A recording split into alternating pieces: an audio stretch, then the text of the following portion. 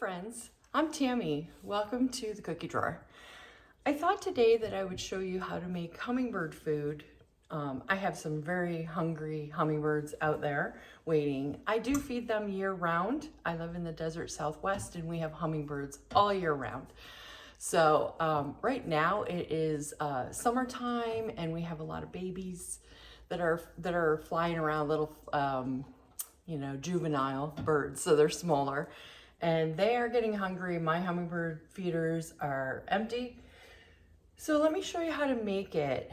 It is much cheaper to make your own than to buy it at the store, and it's fresh and the hummingbirds love it. So let's get to it. You're gonna need 1 cup of plain white sugar.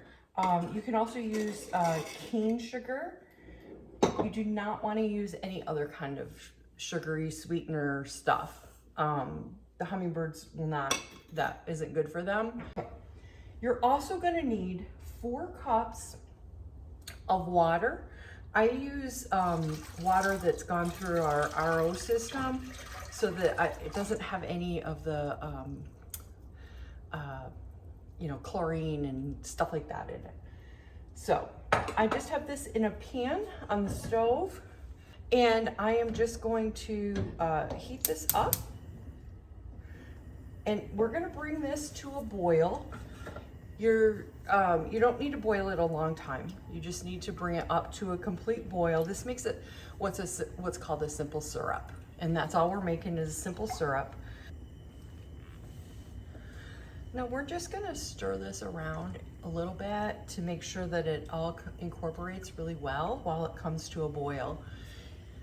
I do not put any kind of dye in it, no food dyes, nothing to make it red. I know that the stuff you buy at the store often is red, and it's not really healthy for the birds.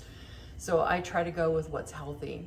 One thing that is of note, if you're making this for your birds, you really do want to change out your hummingbird food very often. It can develop a mold on it, which is very dangerous to hummingbirds. So I try to replace mine in the summertime. I try to replace it about every other day.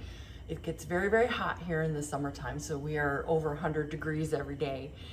And I don't want that mold to develop in there and harm my hummingbirds. So I only put a little bit at a time in my feeders, and I store the rest in mason jars in my refrigerator so that I can just change it out every couple days. And then my hummingbirds have fresh food and they're healthy and they don't get any of those diseases. They're pretty bad for them, and it'll kill them. So they're pretty delicate little birds. Our hummingbird food is now coming to a boil. I wait till it comes to a full rolling boil, which would mean when I'm stirring it like this, it's still boiling. Right now, it's just getting to that point. So if you're stirring it and all of the boiling stops, then we're not at a full rolling boil. Now we are. It's boiling away. So I don't need to boil this for 5 minutes or anything like that. It just needed to come to a full rolling boil, which it has. I'm gonna turn the heat off, and all I'm gonna do is just leave it here. It needs to cool completely. We're not gonna burn our hummingbirds' tongues, but we're just gonna leave it here so that it can completely cool. It's probably gonna take a good hour or so, and I have some errands to run and things to do this morning. When I get back, we will pull out those hummingbird feeders. We'll give them a good wash down, and I'll show you what is the next step for this, or how I put them in the hummingbird feeders. Okay, we are back. The hummingbird food has cooled down. It's completely at room temperature, and I have it right here in the pot. And what I'm gonna do is I'm just gonna store it in here. So this is a quart size canning jar, and I always pour it in the sink because sometimes it spills, and I don't want the spills on my counter. So we're just gonna pour this into here. Very simple. This is a really good way to store it because actually it doesn't take up a ton of room in your refrigerator because it's just a quart jar, which I really like. All right, I just used a canning jar funnel to put in there. Here we have it all set up. So now we can fill our bird feeders. I have them over here. I have this kind of bird feeder. It looks like this, and it's got the top goes on it like this. I like these. I can link these in the description box below. I really like them because you can put just a little bit in here and the hummingbirds can still get to it. Also, I don't have problems with bees with this because the bees can't get down to where the actual food is. It has a built-in little moat here that you can fill with water if you have problems with ants.